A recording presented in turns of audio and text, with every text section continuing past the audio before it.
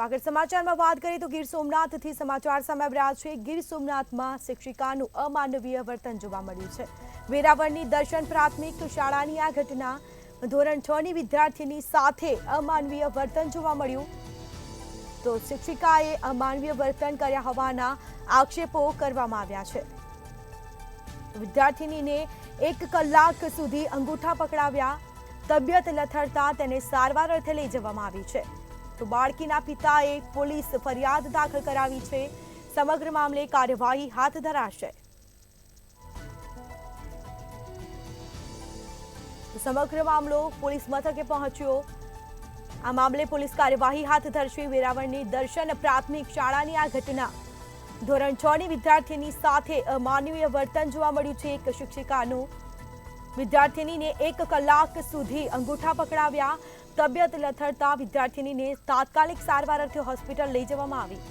તો બાળકીના પિતાએ પોલીસ ફરિયાદ કરાવી છે। સમગ્ર મામલે કાર્યવાહી હાથ ધરાશે। હર હર મહાદેવ, જય ગોસુરામ। હું રાહુલ ઓઝા। આજે મારી બેબી સાથે બહુ જ એક દુઃખદ ઘટના બની ગઈ છે। દર્શન સ્કૂલની છે। મારી બેબી આ વર્ષમાં દર્શન સ્કૂલમાં ભણવા બેઠી હતી અને એમની ફી પણ બધી ભરાઈ ગઈ હતી। આ ફી ભરાતા પરીક્ષા નજીક આવતા એમની ટીચરનો મને ફોન આવ્યો કે તમારે એડમિશન ફી ભરવાની બાકી છે 1000 રૂપિયા, તે તમે ભરી જાઓ। એટલે મેં કીધું કંઈ વાંધો નહીં, હું 2-3 દિવસમાં આવીને ભરી જઈશ જે કંઈ બાકી, પણ મારી ફી એકચ્યુઅલમાં ભરાઈ ગઈ છે। મને પ્રિન્સિપાલે એડમિશન લેવા સમયે 20000 રૂપિયા કીધા છે, એ મારા ભરાઈ ગયા છે, બરાબર। છતાંય કદાચ કંઈક ભરવાના થતા આવશે, બરાબર, તો એ હું 2-3 દિવસ પછી આવીને ભરી જઈશ। પછી બીજે દિવસે મારી બેબીને સ્કૂલમાં એવું કહેવામાં આવ્યું કે તારા પપ્પાને કે ફી ભરી દે, બાકી નહીં ભરે તો તને પરીક્ષામાં બેસવા નહીં દેવામાં આવે। એટલે મેં ટીચરને ફોન કર્યો કે ટીચર, કાલે આપણે તમારે મારે વાતચીત થઈ છે, પછી તમે મારી બેબીને આવું શું કામ કીધું કે પરીક્ષામાં નહીં બેસવા દે?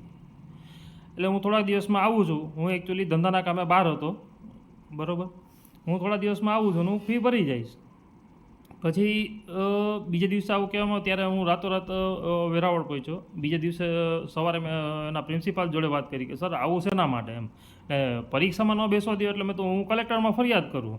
એટલે આવી અમારે સામાન્ય વાતચીત કરી અને અમે નીકળી ગયા કે ભાઈ કંઈ વાંધો નહીં।